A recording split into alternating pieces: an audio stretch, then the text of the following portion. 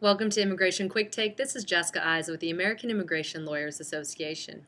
Yesterday, the full Senate decided to take up the Senate Immigration Reform Bill S.744 in an impressive 82-15 vote. And right after that, we started to see amendments being filed, and today the debate has picked up in earnest. Joining us is the Executive Director of the American Immigration Council, Ben Johnson, to discuss what this all means. Ben, one of the first amendments filed was Senator Grassley's Amendment 1195. Can you comment on the concern caused by this amendment? So what Senator Grassley's bill would do would be require that the Secretary assert to Congress that the border has been secured, effectively controlled for 6 months, and that certification would have to happen before any of the undocumented population would be able to get this temporary RPI status. And of course, the problem that you run into with these kinds of proposals is that nobody has yet properly defined what it means to have effectively controlled the border.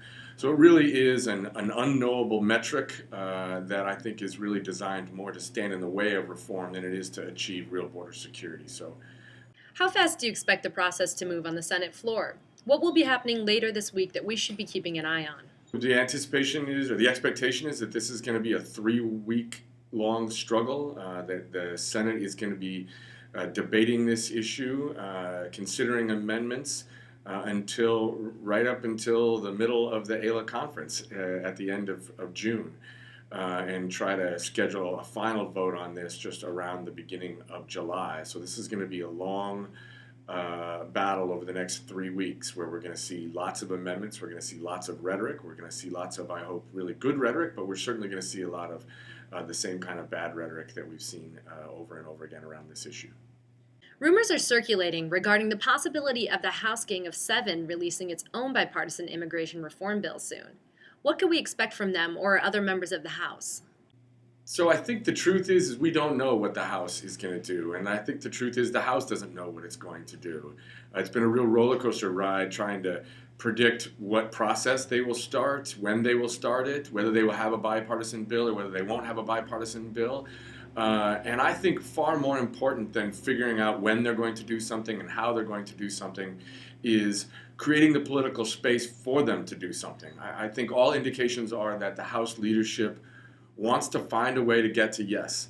They don't know how that process is going to work out. They don't know the road that they're gonna follow to get to yes. But all indications are that they want to try to get to yes. And so I think the most important thing that we can do now, rather than trying to predict when and where and how the House process will work, I think the best thing that we can do right now, until there is a clear vehicle, we need to encourage the House leadership and members of the House of Representatives to be on the side of reform, to be on the side of history when it comes to fixing a system that everybody, including the most ardent, hardline, conservative opponents to immigration reform, recognizes that the system is broken. So I think the most important thing we can do is to encourage them to get to yes and worry less about how they get there. Thank you, Ben, for joining us. For the rest of you, please stay tuned for more updates through Immigration Quicktake from the American Immigration Lawyers Association.